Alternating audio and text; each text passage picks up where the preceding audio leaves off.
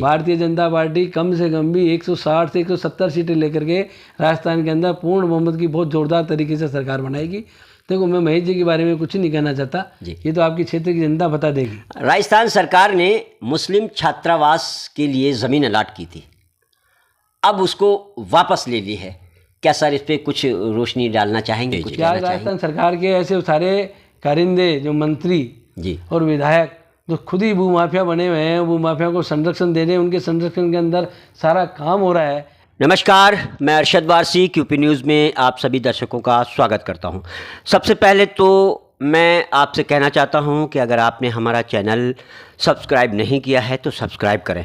और आज ये जो मैं कार्यक्रम एक साक्षात्कार के रूप में ये कार्यक्रम जो आपके सामने पेश कर रहा हूं, आज एक हमारे पास में एक ऐसी शख्सियत तशरीफ़ फरमा है, विराजमान है, जो जयपुर में तो क्या बल्कि राजस्थान में किसी परिचय की मोहताज नहीं है। आज हम उनसे रूबरू होंगे, आपसे बातचीत करेंगे।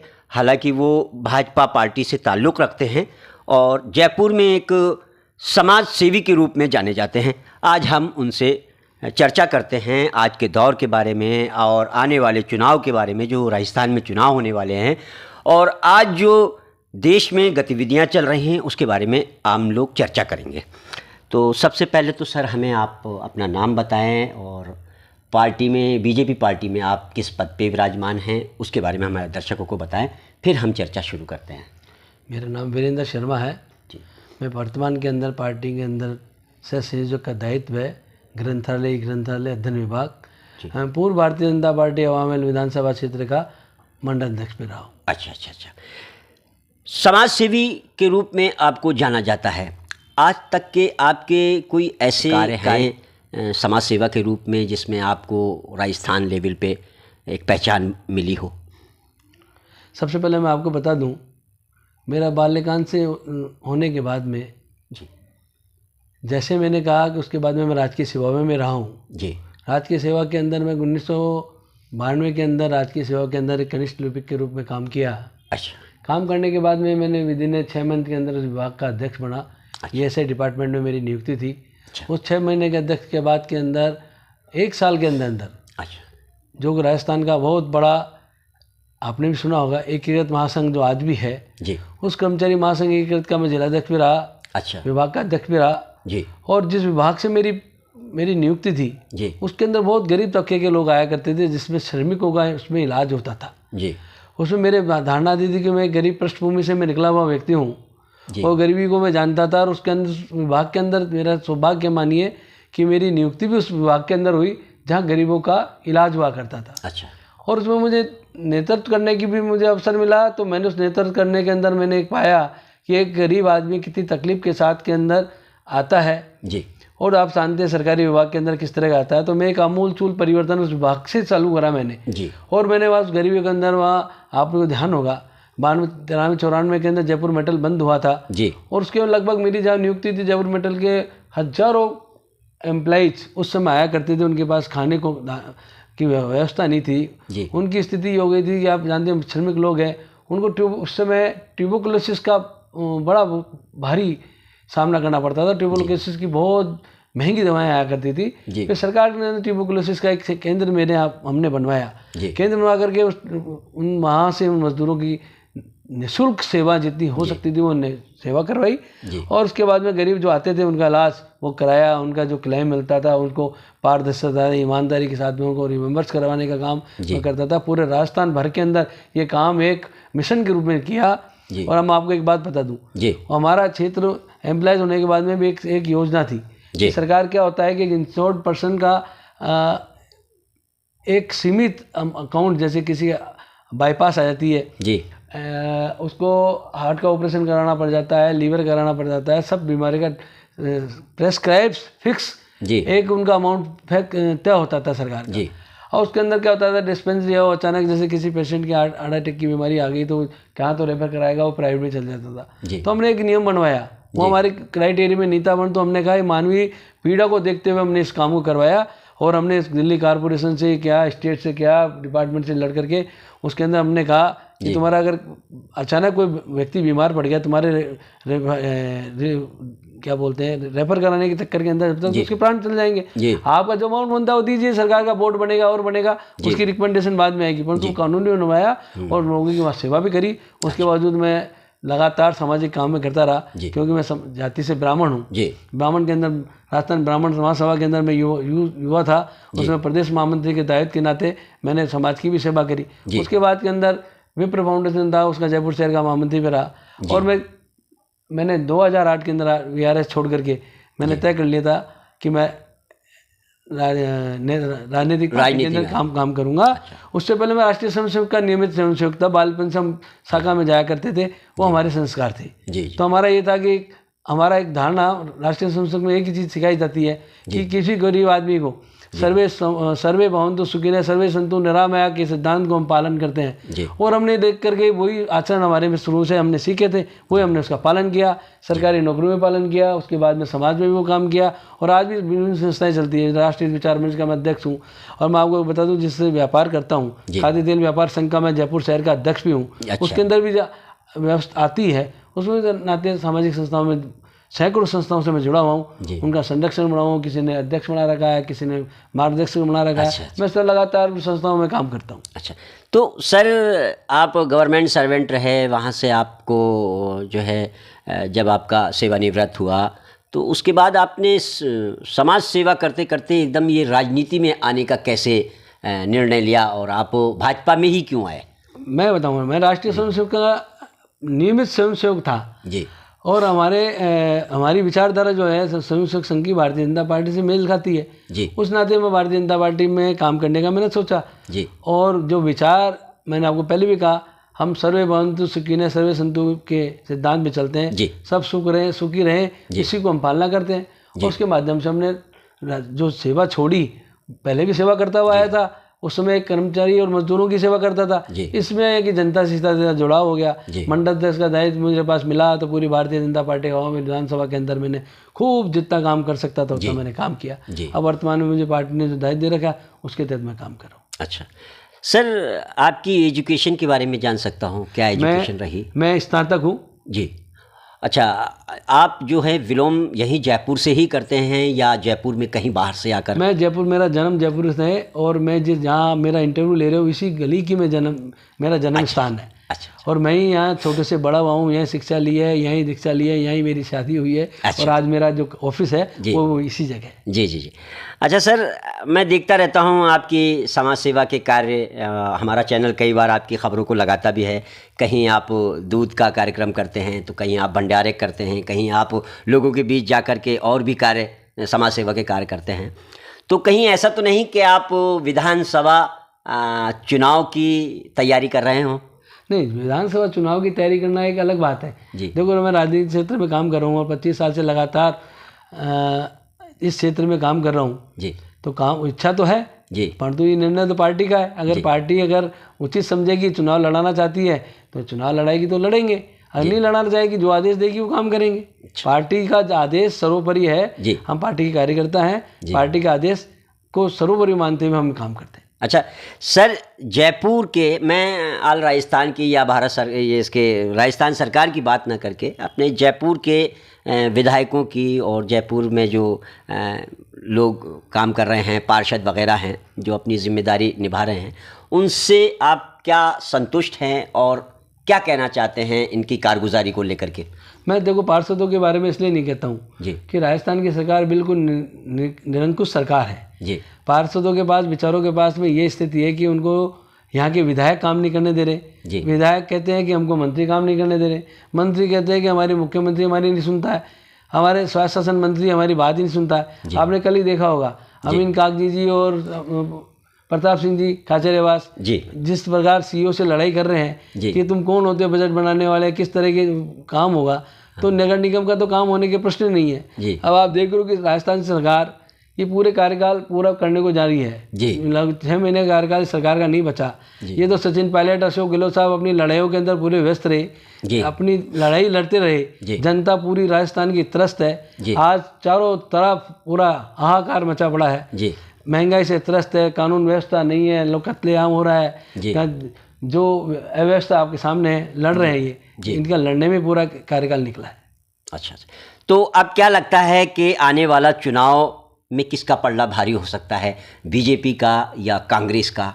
क्या अनुमान लगा सकते हैं? नहीं, ये तो पलड़ा भारी करने वाली बात ही नहीं है। भारतीय जनता पार्टी कम से कम भी 160 से 170 सीटें लेकर के राजस्थान के अंदर पूर्ण बहुमत की बहुत जोरदार तरीके से सरकार बनाएगी। और इस सरकार की उल्टी थी, ये मान लो 2-3 महीने और काम चला लें और उसके बाद में भारतीय जनता पार्टी की सरकार बनेगी, इसमें कोई अतिशयोक्ति नहीं। अच्छा सर, विधानसभा विधायक को लेकर के कई चर्चाएं रहती हैं, कहीं मुस्लिम वर्ग नाराज़ होता है, कई ऐसे व्हाट्सएप यूनिवर्सिटी में कई ऐसे मैसेज आते रहते हैं कि मुसलमान विरोधी हैं, या कहीं पे आता है कि हिंदू विरोधी हैं। तो इन सब को लेकर के आप क्या कहना चाहेंगे महेश जोशी के बारे में? देखो, मैं महेश जी के बारे में कुछ नहीं कहना चाहता, ये तो आपकी क्षेत्र की जनता बता देगी जी। हमेशा भारतीय जनता पार्टी कभी जातिवाद पे विश्वास नहीं करती है जी।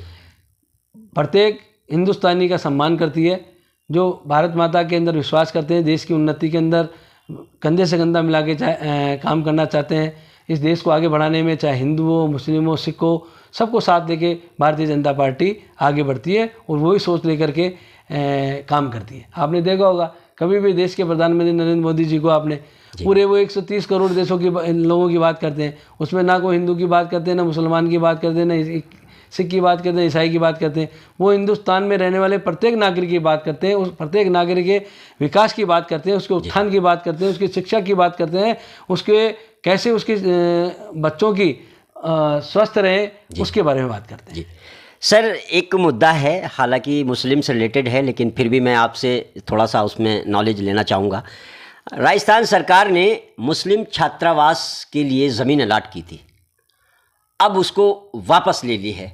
क्या सर इस पर कुछ रोशनी डालना चाहेंगे, कुछ कहना चाहेंगे? देखो, राजस्थान सरकार के तो काम यही है, कांग्रेस का पूरा जीवन ये रहा है, हिंदू को मुसलमान से लड़ाना, मुसलमान को हिंदू से लड़ाना, पहले उनको दिखा देना। और ये अब आजकल का मुसलमान भी पहले वाला मुसलमान नहीं रहा। पहले मुसलमान अशिक्षित था, वो इनके बहकावे में आता था, उनको भारतीय जनता पार्टी का भय दिखाते थे, संघ वाले बोला तुमको मार देंगे। आज आप मुस्लिम समाज के आप मेरे पास आते हो, बिल्कुल बिल्कुल, आप मेरे पास आए हो, आपको कैसा लगता है? कभी आपको भेदभाव देखा? नहीं, हमारे विचारों में नहीं है जी। आपने देखा होगा, देश के प्रथम राष्ट्रपति जो भारतीय जनता पार्टी ने बनवाया था, कलाम साहब को, वो भारतीय जनता पार्टी ने बनाया था, क्या मुसलमान समाज से नहीं देखा? बिल्कुल बिल्कुल, ऐसी सोच भारतीय जनता पार्टी में है ही नहीं है। वो सबको साथ लेके साथ काम करना चाहती है। और ये आपको मैं बता दूं, इस देश का विकास दोनों समाज मिलके रहेंगे तभी देश बहुत अच्छी उन्नति करेगा। जी सर, एक सवाल मैं भूमाफियाओं से रिलेटेड आपसे पूछना चाहता हूं। आज जयपुर में भूमाफियाओं का इतना बड़ा दबदबा हो गया है कि वो नदियों तक को बेच रहे हैं, लेकिन सरकार के जो प्रशासनिक स्तर पे जो अधिकारी हैं वो इस पर कुछ ध्यान नहीं देते हैं। इस पर आप क्या कहना चाहेंगे? जैसे अभी एक फ़िलहाल में आया है मामला कि थौलाई गांव के नीचे आपने देखा होगा, नक्ची घाटी, जब अपन आंधी रोड जाते हैं तो उसके थोड़ा आगे, नक्ची घाटी से थोड़ा आगे जाके एक रोड मुड़ गया है थौलाई गांव की तरफ, तो उसके नीचे उतरेंगे तो नदी है, तो भूमाफिया ने वो नदी बेच दी। तो इस पर क्या आप रोशनी डालेंगे, क्या कहना? मैं आपको कहना चाहूँगा, आप एक थौलाई वाली बात कर रहे हो जी, मैं तो कह रहा हूँ जितनी भी आज आपने देखा होगा कि जब खेती बाढ़ खाएगी तो उनकी रक्षा कौन करेगा? जी जी। आज राजस्थान सरकार के ऐसे सारे कारिंदे जो मंत्री जी और विधायक जो खुद ही भूमाफिया बने हुए हैं, भूमाफिया को संरक्षण दे रहे हैं, उनके संरक्षण के अंदर सारा काम हो रहा है। आप किससे सुरक्षा की बात करेंगे? नदी नाले बहुत दूर की बात है, सारा तो चरागाह बेच रहे हैं ये लोग। और आप इसकी बात करते हो, लोगों की 90B हो चुकी, सब काम हो चुका, उस 90B को निरस्त कर रहे हैं काम है, जो सरकार ने अप्रूव कर दी उसको कैंसिल कर रहे हैं। ये सरकार के कारिंदों के काम है।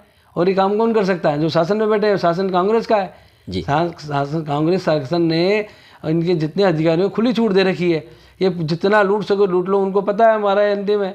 अब आज भाजपा आने के बाद में भाजपा 25 साल तक देश ये राजस्थान से जाने वाली नहीं है, तो जितना उनको देखा है अंतिम अवसर है, जितना अंतिम अवसर को हम लूट सकते हैं लूट लें। आपने देखा होगा ये कितने पेपर आज से पहले आपने देखा है क्या? इसी सरकार में देखा कि आज 16 पेपर के जो पेपर थे आउट हो गए।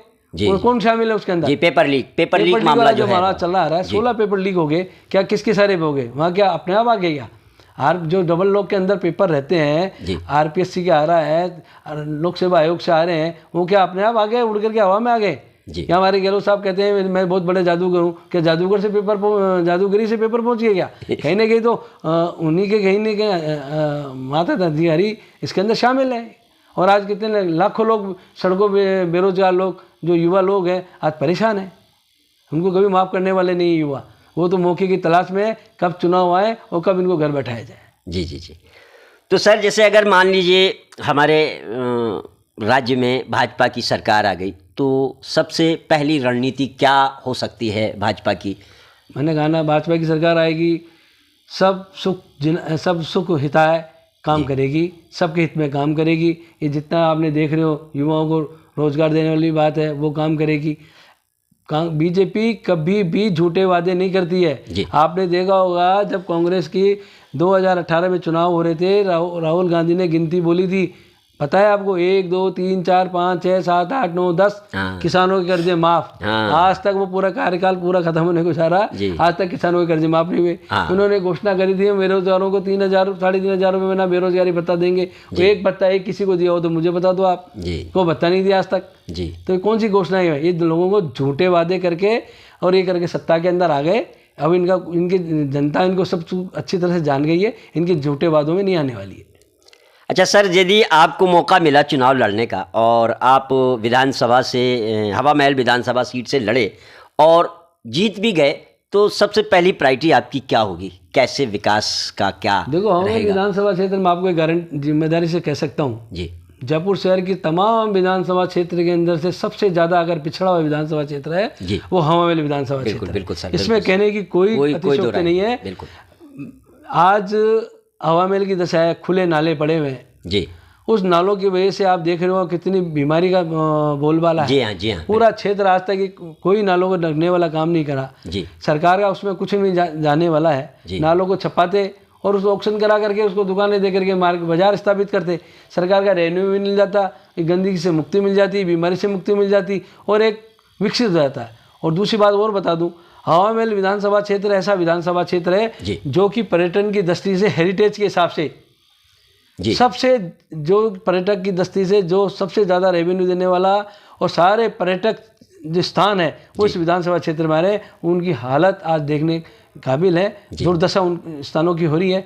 कौन जिम्मेदार है? जी, राजस्थान की सरकार जिम्मेदार है। और राजस्थान विधानसभा क्षेत्र का यहाँ का प्रतिनिधि है, वो आज सेकंड नंबर का मंत्री कहलाता है राजस्थान सरकार के अंदर और कैबिनेट मंत्री है। उनके कार्यकाल में ऐसी दशा हो रही है, इससे ज़्यादा बदतर स्थिति तो और कुछ होगी नहीं। जी जी सर, एक मेरा निजी सवाल है आपसे। आज जो देश में हिंदू राष्ट्र की जो मांग हो रही है उस पर आप क्या प्रकाश डालते हैं, क्या कहना चाहते हैं? जो चारों ओर हिंदू राष्ट्र की मांग हो रही है जिसको लेकर तो हिंदू राष्ट्र है ही ना जी। हिंदू को जाति थोड़ी है जी। हिंदू तो भारत की संस्कृति है, सनातन संस्कृति है जी। चाहे मुस्लिम समाज हो वो भी है तो हिंदू, उत्पत्ति तो हिंदू से हुई है उसकी जी। तो वो कोई बात नहीं है। हिंदू तो राष्ट्र तो हिंदुस्तान, आपने देखा होगा हिंदुस्तान ही बोला जाता है जी। हिंदुस्तान, जब पाकिस्तान और हिंदुस्तान का बंटवारा हुआ, आज आप भी देख लो पाकिस्तान वाले क्या बोलते हैं, हिंदुस्तानी है। हाँ जी जी। अपन पाकिस्तानी बोलते हैं, वो हिंदुस्तानी बोलते हैं जी। तो उसमें ऐसा कुछ भी नहीं है जी जी जी। तो सर जो अब जो चुनाव आ रहे हैं और जनता जो है त्राही त्राही मची हुई है चारों ओर, और तो क्या आपकी पार्टी पूरे स्तर से ज़ोर शोर से चुनाव लड़ रही है और आने वाले जो समय में है जो विकास के मुद्दे रह गए हैं उनमें क्या क्या रह गए हैं और क्या कराना बाकी है? देखिए साहब, ये बड़े नेताओं का काम है जी। मैं हवा महल विधानसभा क्षेत्र में रहता हूँ, वहाँ की मैं भौगोलिक परिस्थिति और वहाँ की समस्याओं के बारे में बहुत अच्छी तरह जानता हूँ जी। भाजपा का शासन आता है, सबको एक इस समृद्धि का एक सूचक होता है जी। जितना भी पिछली हमारी भाजपा की सरकार रही थी, वसुंधरा जी की सरकार जिस समय रही थी, देखो आप राजस्थान के अंदर विकास की गंगा बही थी जी। और अब वो गंगा वापस से विकास की रुक गई है। जो विकसित राजस्थान को श्रेणी के अंदर राजस्थान आ गया था, अब पिछड़ा राजस्थान की श्रेणी में वापस लाके गहलोत साहब ने छोड़ दिया। अब वापस से भाजपा की सरकार आएगी, वापस विकास की तरफ राजस्थान वापस दौड़ेगा जी। सर एक सवाल और है, मैं युवाओं से रिलेटेड आपसे सवाल पूछ रहा हूँ। आज युवाओं में जो नशे का एक आदत सी लग गई है युवाओं में, जो ख़ास तौर से हवा महल क्षेत्र में बहुत ज़्यादा तादाद में नशेड़ी पाए जाते हैं, तो नशे की रोकथाम के लिए सरकार इस पर क्या कार्रवाई कर रही है और आप कुछ इस पर रोशनी डालना चाहेंगे? देखो साहब, नशे की जो मैं बात बताऊं, जी आदमी नशा कब करता है? जी जब उसके पास में रोजगार का साधन नहीं होता। जी रही बात हवामहल विधानसभा क्षेत्र की, नहीं, ये तो पूरे राजस्थान की समस्या है। जब रोजगार नहीं होता, युवा भटकता है। जी आपने देखा 16 पेपर लीक हुए हैं जी वो बेचारे मेहनत कर रहे थे, कैसे तैसे पढ़ाई कर रहे थे जी और बड़ी जोर शोर से एग्जाम देकर आए। आने के बाद उनको मालूम चला कि पेपर ही आउट हो गया। तो क्या करेगा वो? परेशानी में आकर के फिर वो नशे का सहारा लेता है, जी जी मजदूरी में लेता है। फिर भी इसके ऊपर अंकुश लगाने का काम सरकार का है, राजस्थान की सरकार को लगाना चाहिए। बिल्कुल नशे की तरफ ये प्रदेश जा रहा है। जी आप देख लो, आए दिन कितनी अफीम गांजा करोड़ रुपए के पकड़ में आ रही है, तस्करी के माध्यम से आ रही है। आपको पता है राजस्थान की पृष्ठभूमि अपने पाकिस्तान और बांग्लादेश से अड़ती हुई आ रही है। जी आए दिन पाकिस्तान से तस्कर पकड़ में आ रहे हैं। तो रोकथाम सरकार का काम है, सरकार को रोकथाम लगानी चाहिए इसके ऊपर। जी जी जी और सरकार के कानून है, अच्छा, कानून के तहत कार्रवाई करनी चाहिए उनके ऊपर। अच्छा, नशेड़ियों को तो पकड़ लेते हैं, जो नशा करता है उनको तो पकड़ लेते हैं, लेकिन असली जड़ जो है, जहाँ से सप्लाई हो रहा है, जो उसकी बिक्री कर रहे हैं, उन पर सरकार अंकुश लगाने में नाकाम रहती है। 100% नाकाम है जी। सरकार का संरक्षण है, पुलिस इनमें मिली हुई है, पुलिस को सारा पता है कौन कौन नशे का सामान बेचता है, उनकी बंदी हुई है और वो बंदी के आधार पर वो उनके ऊपर कोई कार्रवाई नहीं करती है। और ये पीढ़ी जो है नशे की तरफ जारी है, ये बहुत दुर्भाग्य की बात है। जी। आप हैं वीरेंद्र शर्मा जी, ये हवा महल क्षेत्र में ही आता है आपका निवास, जहां आप ये छोटी चौपड़ के पास में विराजमान हैं। और ये एक ऐसी शख्सियत हैं जो समाज सेवी के रूप में इनको कई बार नुक्कड़ जगहों पर भी देखा जा सकता है, गलियों में भी देखा जा सकता है। आज हमने इनसे मुलाकात की, राजस्थान सरकार के बारे में बात की, नशे के बारे में बात की। अगर आपको हमारी इस बात पर कुछ भी अच्छा लगा हो तो हमें कमेंट्स के माध्यम से अवगत ज़रूर कराएं।